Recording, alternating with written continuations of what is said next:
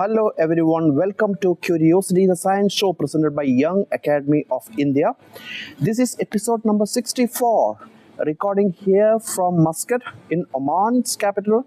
And I'm here for third General Assembly of International Science Council. You might remember that Young Academy of India is now part of the International Science Council, Paris-based organization, and we are member of it, category 3 member. Right, so I will update you. I will share you some more pictures of this beautiful city of Muscat. Before that, let's actually see that the roundup of the science-related stories from the last month. Okay, so yeah, this is going to be pretty interesting show. Now, as usual, the February. The name of the month, the etymology of that month's name will give you some idea how this name came, right? The origins of the February. So the February is coming from februum in Latin, that means purification. So the ancient pagan traditions used the full moon of February as the day of ritualistic purification. So like in India we have the Kumbh, right? Mahakumbh is now ongoing, isn't it? Prayagraj. So it's quite similar to that. On the full moon day of February every year, the pagans used to celebrate. That's why the name Februum comes from. Okay, so the full moon of February is called the snow moon. And do you know when is this? This month's snow moon, 2025 snow moon, is on 12th of February. We'll come that in a short while.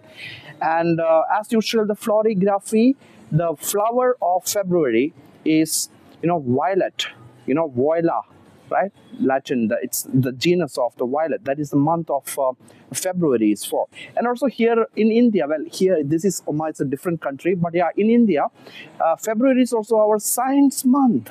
28th of February is the National Science Day, the day when the C.V. Raman inventor, the optical, the Raman effect, isn't it? The light-based effect of C.V. Raman, the Raman effect. So yeah, so that's pretty exciting month for our science show to be in, isn't it? So some people are swimming background. Never mind. This is I'm staying in this nice hotel in Muscat called Crown Plaza. So I'm just recording from this hotel. Okay, and let's round up what really moved the world of sciences in the last month. Okay, the biggest story is the FDA, US Food and Drug Administration, bans the red dye called red dye number 3. That is because of the potential association with the cancer. Okay, this is also called erythrocyan, also known as E127. In some ingredients, it just mentioned E127 as the dye. So the dye has no banned. Okay, so be careful if you buy like the pudding or some kind of a juice or the candies. If you see the E127 as one of the ingredients, be skeptical of its. I suggest you not to do it. Okay, don't wait for the government to interfere to ban it in your own countries wherever you're watching this show in. Next is pretty exciting story of intricate tattoo discovery in the ancient mummies of Peru. 1,200 years old mummies of the Peru, the Andes Mountains, right? They discovered that. And most interestingly, these mummies were, the tattoos were printed using such a thin needle, and thinner than the usual needles that we use in current day. That is exciting. They had the technology. The article comes in PNAS. So you can check out in the show notes for all the article links, linked through my blog. Okay, please check it out.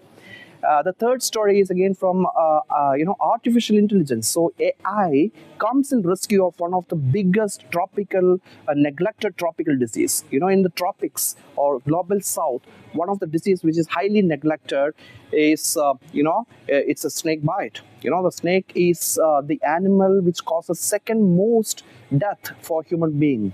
The first, can you guess? Mosquito, isn't it? So yeah, annually it's around 120,000 people dies out of the snake bite. So it's really important to find a cure for the snake bites, isn't it? So this one, the AI algorithms now, they actually made certain peptide which is absolutely not present in the nature, and they designed certain peptide which can dock onto the venoms, the epitopes of this venom. See, basically snake venoms are or proteins, right? So if you can design some peptide molecules, small protein molecules called peptide, that can just like a lock and key, they can they can attack those epitopes of these venoms, just solves, right? That is that's beauty. And another very interesting story, if you read the story, please you can check out in the show notes for the original paper.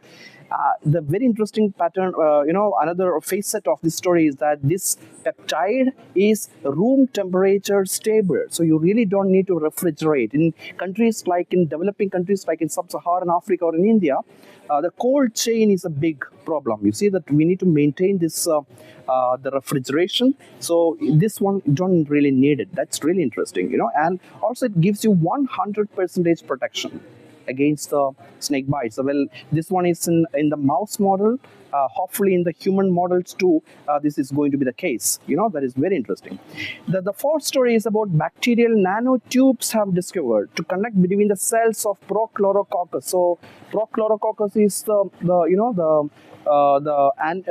plant responsible for most of the photosynthesis happening on the planet Earth. The most abundant plant on the planet Earth is Prochlorococcus. It's a blue-green algae. So the discovery is coming from Spain, I guess. And what they found is that between this molecule of the Prochlorococcus, these nanotubes are there, and these nanotubes convey the communication. So intercellular communication of these Prochlorococcus, basically prokaryote. It's a bacteria, right? That's amazing story. Another story is about HMPV that has caused such a lot of panic in India. Even the repercussions were felt even in the Indian stock market. HMPV found in China. It's basically human metapneumovirus. So basically, what we found is that HMPV is not that severe. And what is the kind of infection caused by HMPV is nothing but it's something like the cold, common cold. So it's nothing severe to it, So that's very interesting story. The next story is about a variant of bio-drug company. The drug company is called Variant Bio, based in Seattle in the Washington. They shared the revenue with the indigenous people, the Maori people of the New Zealand, who donated their genes for developing anti-diabetic and the obesity drug. That is amazing. That is, it's something like a Nagoya Protocol. But it's not binding, but still they did it. I really like this story. It's a highly ethical concern that the company has done it. A great job. This Variant Bio, that's a very nice story. Well, a sad demise of R. Chidambaram, one of the pioneering nuclear scientists in India, who was behind the Indian nuclear program, he dies aged 88 years, and earlier he won Padma Shri and Padma Vibhushan award from the government of India, And we now have a new leader for ISRO. Dr. V. Narayanan is the head of the ISRO now. And Narayanan's story is also pretty interesting. He was a cryogenic engineer, and he was in a humble beginning in Tamil Nadu, Kanyakumari district. He was born, and he went to government schools in Kanyakumari in Tamil medium. Can you believe it? And then he went on to the helm of the ISRO, very reputed space agency of India. Next story, this is an article. The article concludes that the radical right-wing populists they are the dominant drivers of today's misinformation crisis. So most of the misinformation and fake news is being spread by radical right-wing populists. Please check out the show note for the original article. Another related story, adolescents with authoritarian leanings have lower IQ. The intelligence is lower for them, the cognitive potential is lower for those people who support authoritarian regimes, and also lower emotional intelligence. So, emotional intelligence is correctly predicting the emotions of others and being empathetic towards others, right? So they score lower in both of these levels or dimensions. Next story, immigrants in the US commit fewer crimes than the US born citizen. And this is a meta-analysis of the last 2 decades of the data. That's pretty interesting. The immigrants to the US, the foreign immigrants, are not the criminals. They are simply branded like the criminals. They commit substantially fewer crimes than the US citizens. Next story is also an American, linked story. After Roe versus Wade, for the uninformed, Roe versus Wade was in a very big controversial case in the U.S. Supreme Court, in which the Supreme Court ruled in favor of abortion. So banning abortion, right? So after banning the abortion, the Americans see the huge surge in permanent contraception. It is not a temporary contraception; it's a permanent. So once you go for like tubectomy, for example, for the ladies, or for men, if they go for vasectomy, it's irreversible. So they found a huge surge in this kind of permanent contraception among young adults between 19 to 25 adults of the Americas. You see how much is the surge? 70% higher for females and 95% high for males. Isn't it high? Very high, isn't it? Next is incidence of childhood cancer is up to 35% and is linked with synthetic chemicals and plastic exposure. It's an article in Guardian, which is about other few articles published recently in the last month. Please check out that. So 35% higher risk of cancer because of the synthetic chemicals, especially forever chemical exposure. So that's I think that's a very substantial news to be discussed by the people like you and me. Well, the next story is about single cigarette. If you smoke a single cigarette, how much it has an impact on your life expectancy. So as per the new analysis, it decreases 20 minutes. So 20 minutes is what is one extra cigarette will cut off or chop off from your life expectancy.